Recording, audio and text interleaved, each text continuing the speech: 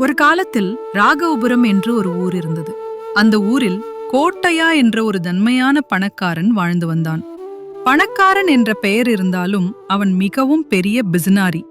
ஒரு காசு செலவாக வேண்டுமென்றாலும் 100 தடவை யோசிப்பவன்.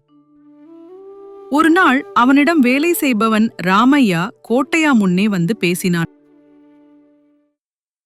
ஐயா, என் அம்மா உடம்பு மிகவும் கஷ்டமாக இருக்கிறது. இந்த மாத சம்பளம் கொடுத்தால் அவளுக்கு மருத்துவம் செய்யலாம் ஐயா. என்ன மாதிரி பெரிய பணக்காரரை பார்த்தாலே உங்க மாதிரி ஏழைகளுக்கே துன்பங்கள் நினைவுக்கு வரும். பணம் மரத்துல காயுதா? சரி, இங்கே 5 ரூபாய் எடுத்துக்கோ.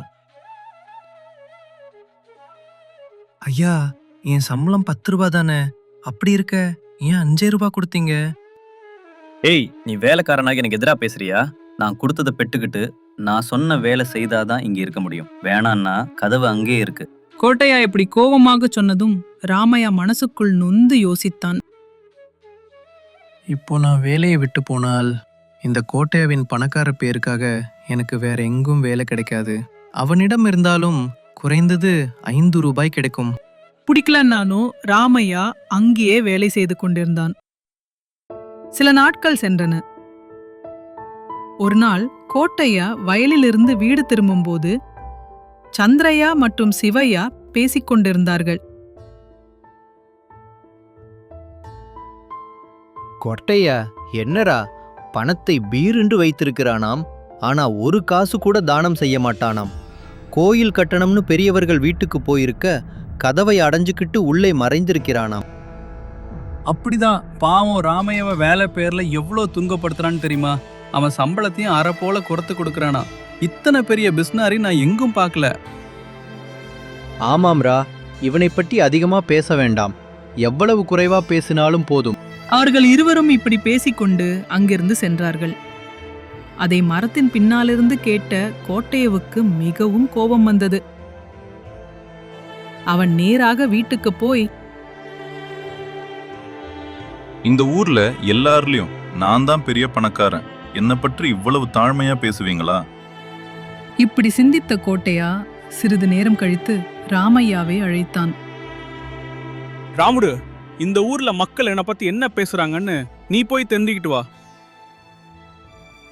சரி ஐயா, இப்போவே கேட்டுட்டு வரேன்.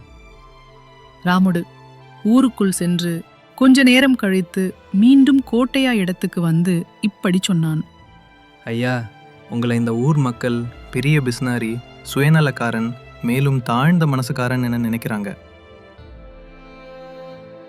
சொன்னது போதும், நீ போய் உன் வேலையை பார்.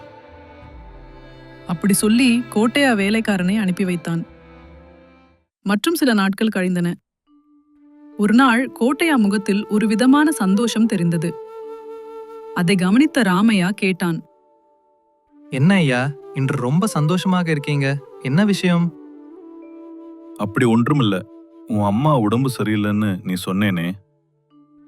ஆமாம் ஐயா, வைத்தியம் செய்ய 20 ரூபாய் செலவாகும்னு டாக்டர் சொன்னார்.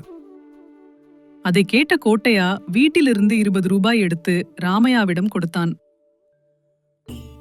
இந்த பணத்தால உன் அம்மாக்கு வைத்தியம் பண்ணு, போதலன்னா மறுபடியும் என்னிடம் சொல்லு.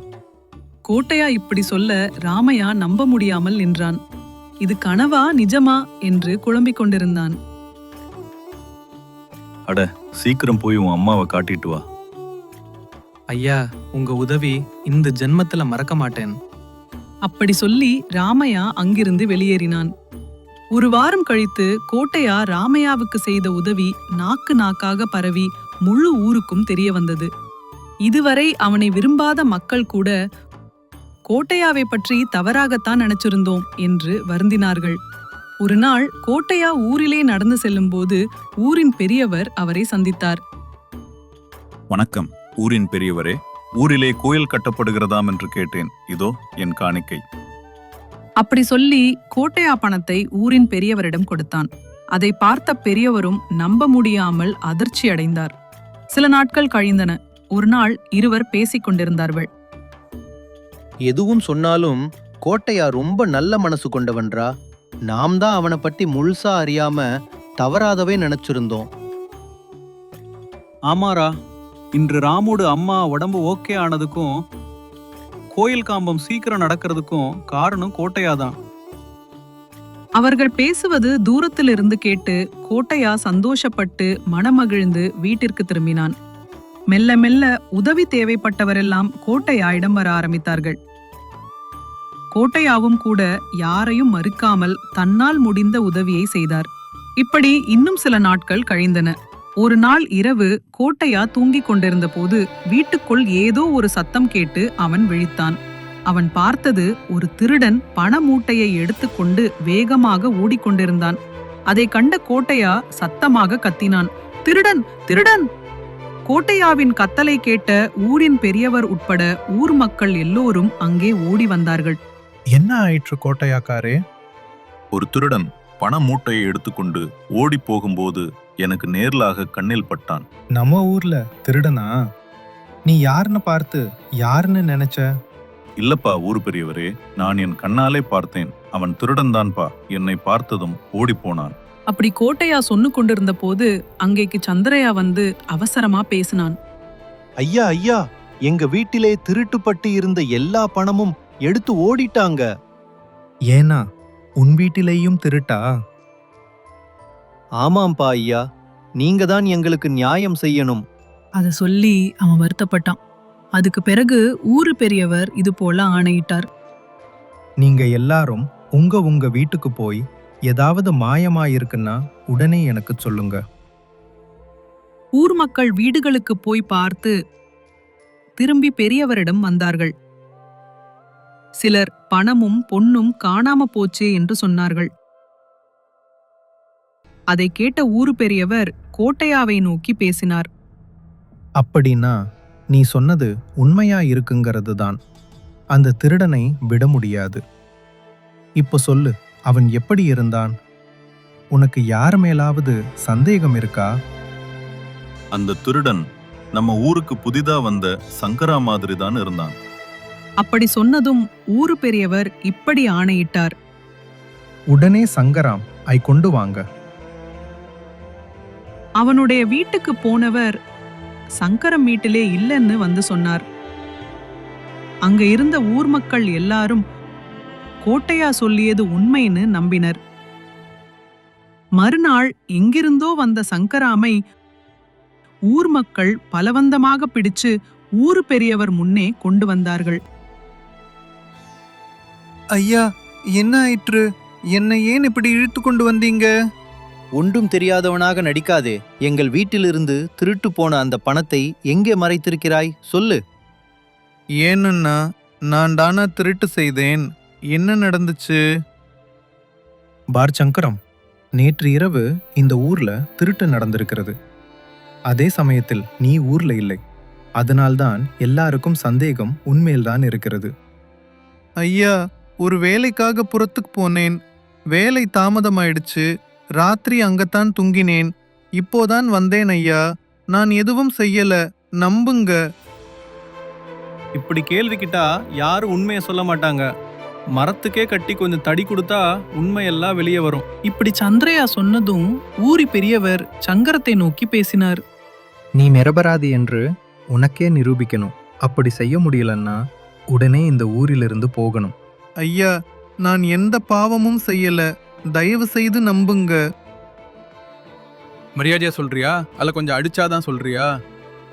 சங்கரம், இந்த ஊர்ல உள்ள எல்லாரும் நீயே அந்த திருடன் என்று நம்புறாங்க. மேலும் நீ நிரபராதி என்று நிரூபிக்கிற சான்று உன்கிட்ட எதுவும் இல்லை. அதனால இப்போவே இந்த ஊரிலிருந்து வெளியே போகணும். உடனே இந்த ஊரை கூட்டிட்டு கிளம்பு. இல்லன்னா உனக்கு கடுமையான தண்டனை தவிர்க்க முடியாது. ஊரு பெரியவர் இப்படி கோபமாக சொன்னதும் சங்கரம் ஒன்றும் பேசாம கண்ணீரோட ஊரை விட்டு சென்றான். 2 நாட்கள் கழித்து இருவர் இப்படி பேசிக் கொண்டிருந்தார்கள்.